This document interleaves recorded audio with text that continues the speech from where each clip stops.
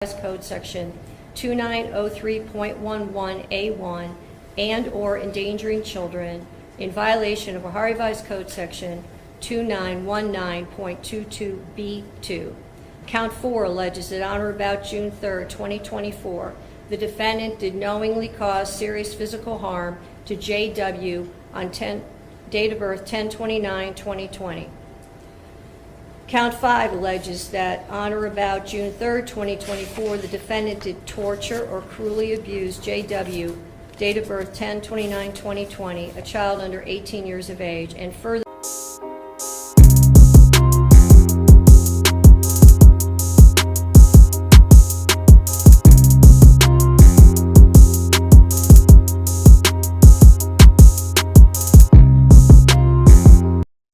Hey, this your boy Belly. Welcome back to the channel. And we got a very sad story right here, guys. And this is just a reflection of how bad we have came as a society in the past couple of years. You know, we got rid of all our mental health institutions.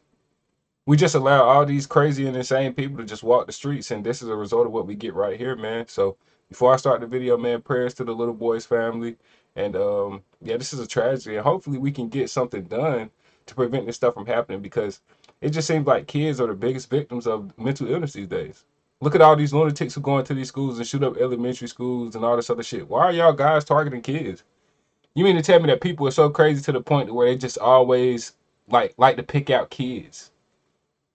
Like, I don't get it personally, but this shit has to stop. We have to do something about this stuff, guys. We cannot live in a society where shit like this is so prevalent. Let's get into the video. It was outside of this Lorraine Road location where 3-year-old Julian Wood and his mother were stabbed. Shortly after, police arrested and charged 32-year-old Bianca Ellis in connection to this crime. Both Julian and Margot were taken to the hospital, but Julian did not make it. Loved ones say on GoFundMe they are devastated beyond words, adding that the suspect took something from us we can never get back. You can't get back life. This little boy's mom was loading. Everybody goes to the grocery store. Everybody shops. Nobody expects shit like this to happen. She's literally loaded her grocery into a car, and then some psychopath woman comes up and is stabbing her son. Can you imagine that? Just loading your grocery, you doing regular shit. Just regular stuff, man. And when you're just happen to be loading your grocery into your car, you turn over and look, and some random lunatic is just stabbing your 3-year-old son. This shit is insane. Oh my God. Ellis is seen going to the Volunteers of America thrift store, where police say she stole 2 knives, then briefly stopped in bins and things before walking into Giant Eagle. At 2:58, she walks past the service desk with the knife waving by her side, and no one appears to see it. Then we... And that's... People's self-awareness is so dog shit. This woman walked through grocery stores and all that, carrying around a knife. Nobody thought to stop and be like, yo, this looks out of the norm. Nobody thought to come up and ask this woman or confront her or anything. Where's the security at? Like, these fucking companies are ridiculous. The economy is so shit, but these people have money. Why not pay for security? Why not pay to have these places staffed? You got these places that are running on like like shell teams. This grocery store probably has like fucking 4 employees on the clock right now, and probably don't even want to give them a lot of hours, because if they go over 32 with Obamacare and a lot of this other shit, the company is forced to pay for healthcare, and we all know they don't like doing that. That's why everybody's working fucking part-time now, and nobody's in the stores. To see lunatics like this just walking through the fucking store with a knife. She could have killed anybody in there, but she decided to stab a 3-year-old. Hard to point the blame in this shit, because there's a lot of people who could be blamed for this. It ain't like she just pulled up and jumped out of the car and did this. Like, where's the fucking awareness of people around? Where's the awareness? We see her walking near the cash registers. Again, no one appears to see or react to the knife. Big ass knife in her hand. I can see it on camera clear as day. She then passes Margot Wood and her 3-year-old son, Julian. Ellis immediately turns around and starts to follow them. Cameras show just before 3 p.m., Ellis walked into the lobby and follows behind the mother and son as they exit the store. Cameras then show her following them through the parking lot and to their car. Somebody called because they were concerned about you. Yeah, I kind of get lightheaded from my medicine. 5221, I'm out. Do you need assistance at all? Or you need an ambulance or anything? Are you feeling all right? No, I think the temperatures is getting to be just right. Okay. Go ahead, face me for a second. Right here. Thank you, ma'am. A half an hour before the attack. You can see the timestamp in the upper left-hand corner. She walks herself around with a wheelchair. She comes into the lobby. There is no audio here. This was given to us by the police station. She is telling police that when she was arrested last Thursday, they took some of her cash. They ask her for an ID. They look at her ID. They say, no, we don't have your cash. And she calmly leaves. She doesn't cause a scene. She's only in the police station for all of about 3 or 4 minutes. You can see her now leave with her wheelchair. And it's about here that she makes a decision. She ditches the wheelchair. You can see her hopping, skipping down the stairs at the police station. And it is from here that she walks herself across the street to the shopping complex. He was then. How crazy is this shit?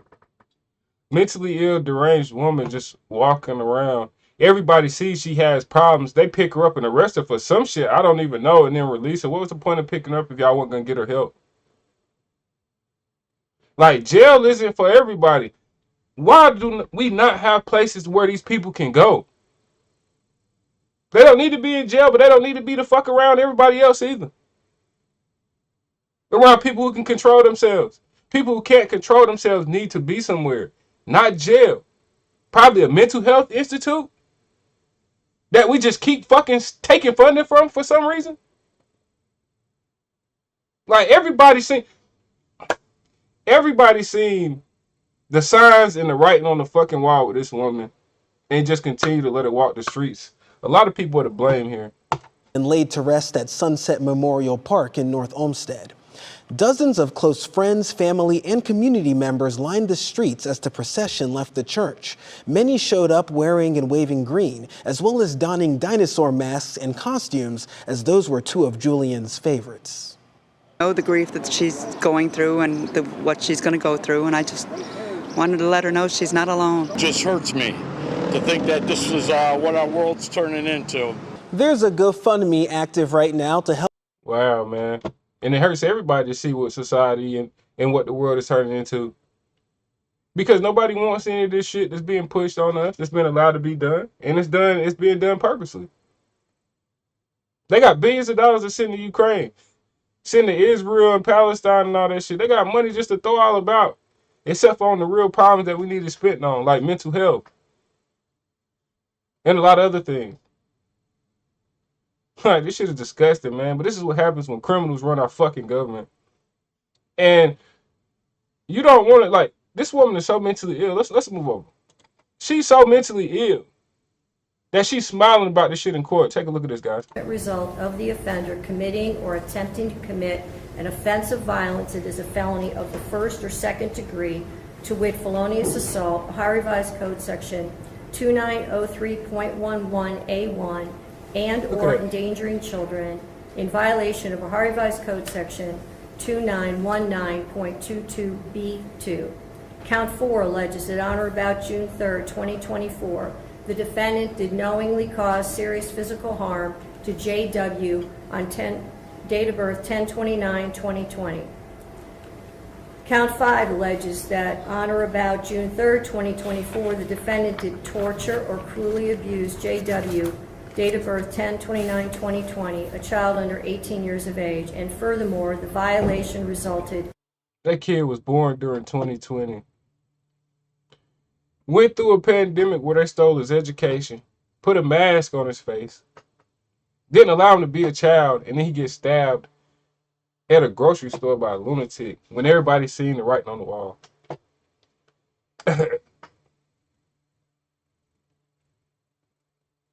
You know, I'm a pretty sound person, man. I'm gonna be honest. This shit's kind of making me emotional because since the last couple of years, it's just always been the kids. You know, it's always just been an attack on the kids.